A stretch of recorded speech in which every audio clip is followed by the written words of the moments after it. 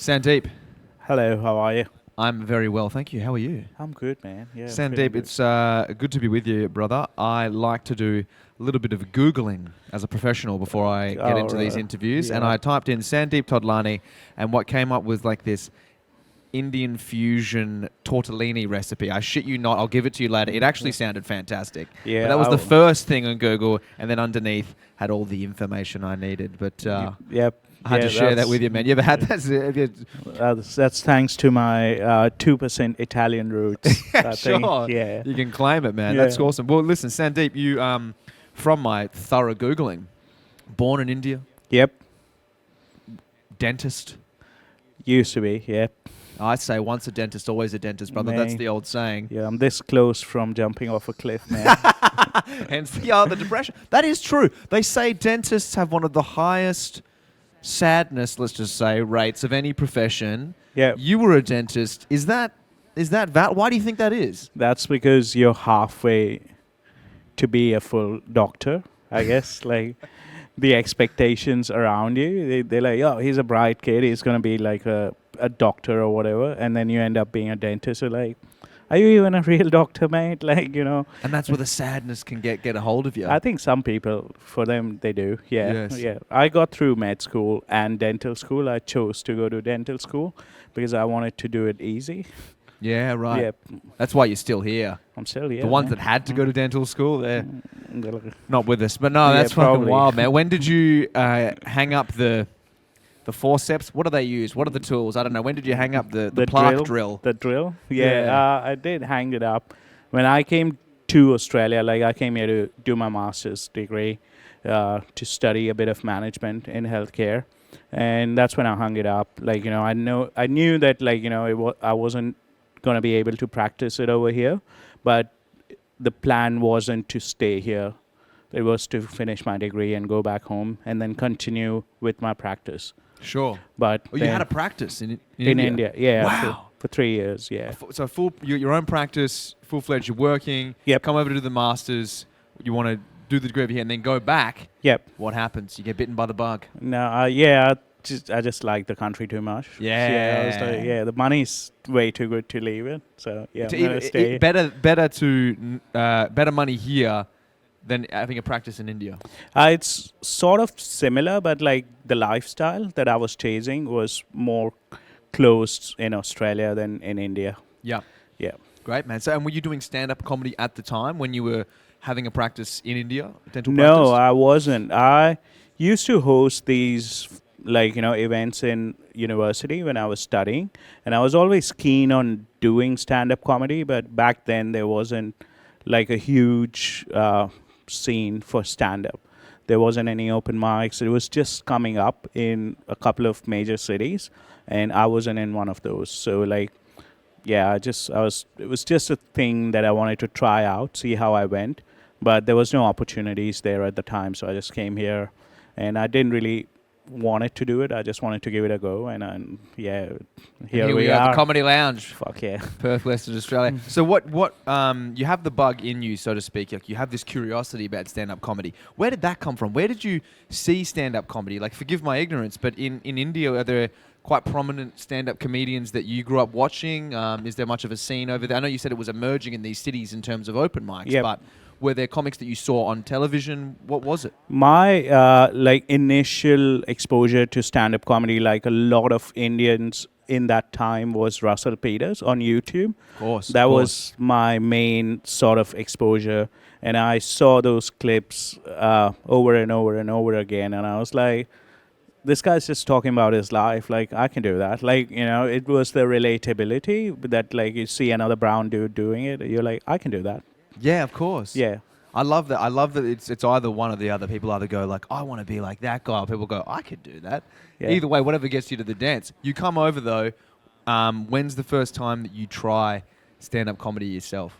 Do you remember what year it was? Yeah, it was 2015 Raw Comedy in Queensland. Oh wow, you went to the Raw Comedy competition. You entered in and went straight for it. Yeah, so Right. I'd applied to do open mics with Sit Down Comedy Club in Brisbane.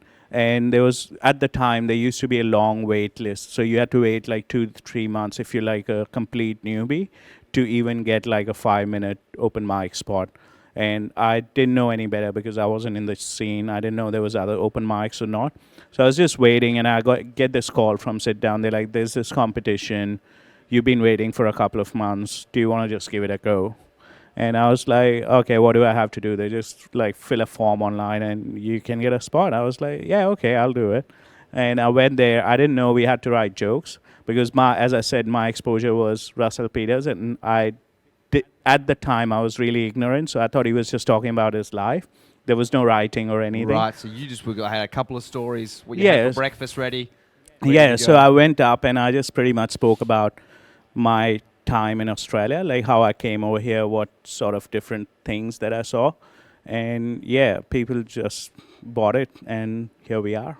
They bought it. Yep. Were there any punchlines in it? Did you have any instinctually, like, you know, obviously you're talking about your experience coming over to Australia from India, but were there any, like, were they funny stories? Were you angling it in a way? Yeah, I mean, I knew it was comedy, so Sure. I knew like it had to be funny. Yes. And I did over exaggerate a few of those instances, so it wasn't like exactly how it happened, but it was still like, you know, it was still stories that happened to me. Totally. And I was just like, oh, this is good. Like, these guys are laughing. Like, you know. And so you get through the first night of Raw. You've obviously got a bit of that hit. You know, something went well. You're like, I think I can do this. And then how do you go in Raw? So I, like, in that heat that I did, the first heat that I did not get through. So Right, I was okay. like, oh, okay. It was like something that, like, you know, I wanted to do off my bucket list, Yes. just tick it off. And I was like, I'm never going to do this again ever in my life. Like, you know, that was the thought. One and done. Yeah, done and dusted. Like, you know, got rid of it. Yeah, it's like paragliding or whatever. You tried once, you're like, okay, yeah, we did it. Like, you know, we're still here alive, and we're never going to do that again. And then I got an email from the Sit Down saying that I'd been wild carded into the semis. So I thought, okay, maybe I'll do it one more time. And then I went there, I did the semis, and it was, they gave me really good feedback. Like, I didn't get through, obviously, in that year to the finals of Queensland, but, like, you know, it was very positive response from the judges. And they were like, you should continue on doing this, mate. Like, you've got something, like, you know. So you got the positive reinforcement. Yeah. And then I was like, okay. And then I tried an open mic where I just burnt myself down. Like, I was like, no. But yeah, just kept doing it. I just liked doing it. And that was 2015. So you've just sort of kept gigging, kept doing what you're doing. And like, I guess every comedian has a style, right? And it's always hard to sort of articulate. People ask you, what's your style? It's very tough to describe and articulate. But if you could compare it to something, what would you say? Are you more of a storyteller? Are you a joke writer? Is it more jokes or stories? What do you feel? I think every comedian, if you reach at a certain point, you're a joke writer. You can't reach at a certain point without being funny. Like, that's the bottom line. But like, for myself, I do a lot of longer storytelling jokes, like, you know, if you may.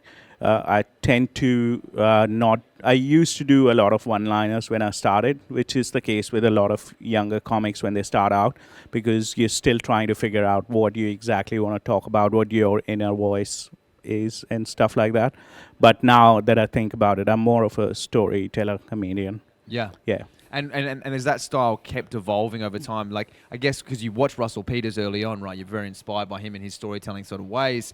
Is he someone that you still admire in that way? Or is there someone that you've met along your journey now, even working in Australia, who you really admire as a stand-up comic? Oh, there's been like other influences for sure for comedy, like within Australia and otherwise. Even back in India, I work with a lot of Indian comics as well when they tour over here. I do open for them. I do like tours with them and stuff like that.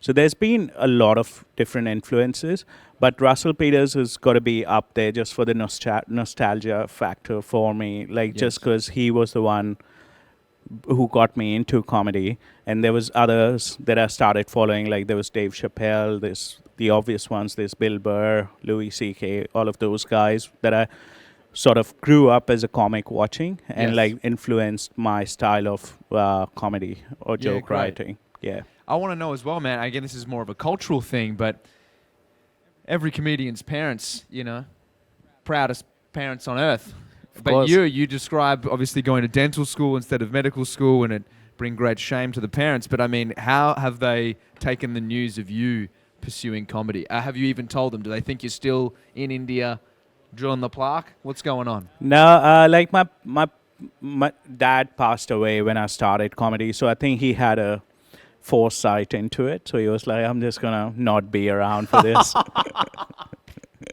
Oh, no, that's just I'm gonna go. Yeah, I'm gonna pass on this. Yeah, so forever. So he never said he didn't like it. Yeah, All right. yeah. So I think he's I don't know, but he was one of the influences for me doing comedy because he used to tell us jokes.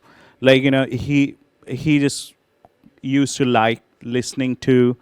We used to have comedy poetries, like big events of comedy poetry in Hindi in India, and he used to get those audio cassettes, like that he used to play in the house, and when we went on like our road trips and stuff like that. So that was one of the other motivating factors for me. And he used to have his own jokes, like little dad jokes that he used to do with us. And I was like, I always thought that was funny. Like he used to tell us like 20 times, I would still crack up laughing. Even when I was like 18 years old, I would still be like, yeah, this is the funniest shit I've heard. Well, I like to imagine he'd be pretty proud then. I think he'd like it, Yeah, and I if think not, so. it's his fault. He shouldn't have been so charming, holding court at the dinner table. Well, yeah. It was all right. Mom's pretty happy. Like, she's just happy that I'm making enough money so that I can send it to her. She doesn't care if I do stand up or not. Like, she's like, yeah, it's great you're doing stand up and stuff, but can you also send me money every first of every month? And I was like, okay. You're like, all right, I'll make sure I'm not bombing too much. Yeah. Oh, that's great, man. That's awesome. Well, listen, I want to. It may be unfair, but I want to get into unfair towards me. But I've got the worst thing a comedian can do is bomb. Obviously, this is Da Bomb. We are not sponsored, but we're always open to sponsors. It's a pretty horrendous hot sauce, as made famous by the Hot Ones interview show. I don't know if you've seen that. It's where they tell about the hot chicken wings. Yeah. But man, I have a true or false 10-question quiz to do with loosely stand-up comedy. Okay. And what I want to do is I want to kind of go through these with you, and we'll take a bit of hot sauce beforehand to sort of loosen our inhibitions, and we'll see how we both do. I'll try and get the questions out without crying too much on you, and you can try and get through them. And we'll just see what your score is out of 10. Are you up to do it? Yeah, for sure. Did you grow up eating a lot of hot food? Oh, all the time, man. All the time, man. Yeah. All right, so you might not. This might just be. I got to represent my people. Let's this do is it, a matter man. of pride, And I'm going to do this for whiteys shit. everywhere. All right, let's go in. I'm just going to grab you can grab a random chip. I'm just going to sort of dip it in, get like this is like a pretty spicy little number, so that's probably that's going to really. Do we have different spice levels, or is it just the one? Oh, it's just the one. It's all the Okay. same thing, but you just put as much as you want on yours. Okay. And we are going to go tap swords with me. Okay. Sandeep, see you on the other side, brother.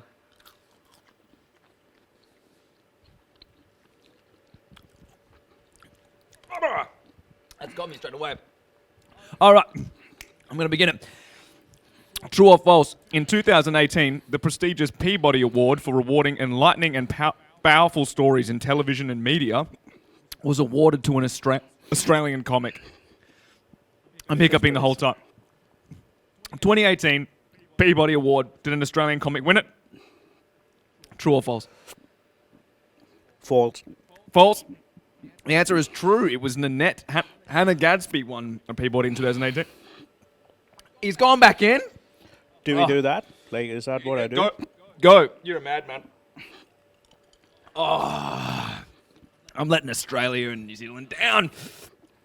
Question number 2, true or false? Beloved Scottish comedian Billy Connolly received his knighthood in 2017, just weeks before his 75th birthday. True. That is true, Sir Billy Connolly. Props to him.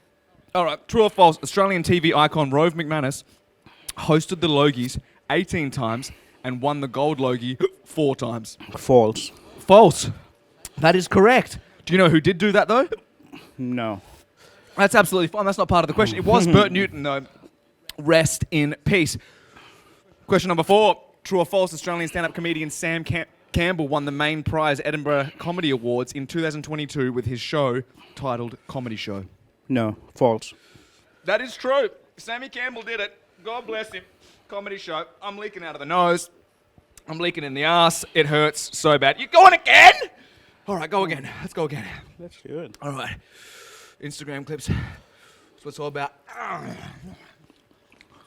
British comedian and actor Ricky Gervais broke the Guinness World Record for highest ticket sales for a single stand-up comedy performance in 2023. False. It's true. 1.79 million US dollars he sold for one show in the Hollywood Bowl in California. Next question. True or false? Australian stand-up comedian and TV host Rove McManus famously coined the catchphrase, "Give your mum a kiss for me." True. False. It was "Say hi to your mum for me." He might have been kissing my mum, though. Who knows? We tricked you, Sandeep. We tricked you. You are insane. All right. They build them different in India, I gotta tell you. UK man Clive Greenaway holds the Guinness World Record for most jokes told in 1 minute, with 26 jokes told in just 60 seconds. Who's the comic again? Clive Greenaway. I'm going to say false. You're hurting today, Sandeep. It's true. 26 jokes told, and they had to consist of a setup and a punchline and receive a laugh. That's cool. He's going again. He's a madman. True or false, the oldest living stand-up comedian today is UK-born Lynn Ruth Miller, who was born in 1933 and started stand-up comedy at 71 years old. I'm going to say false. It is false. She was, but sadly, she died in 2021. All right. Thank you, Lynn. Yeah, thank God, right? Currently, it's Diane Forrest for now. Am I right, Sandeep? Oh, she's not long for the world. It's the term pretty spicy what's even that? for me. This is pretty spicy even for me. Well, if you have 5 of them, yeah.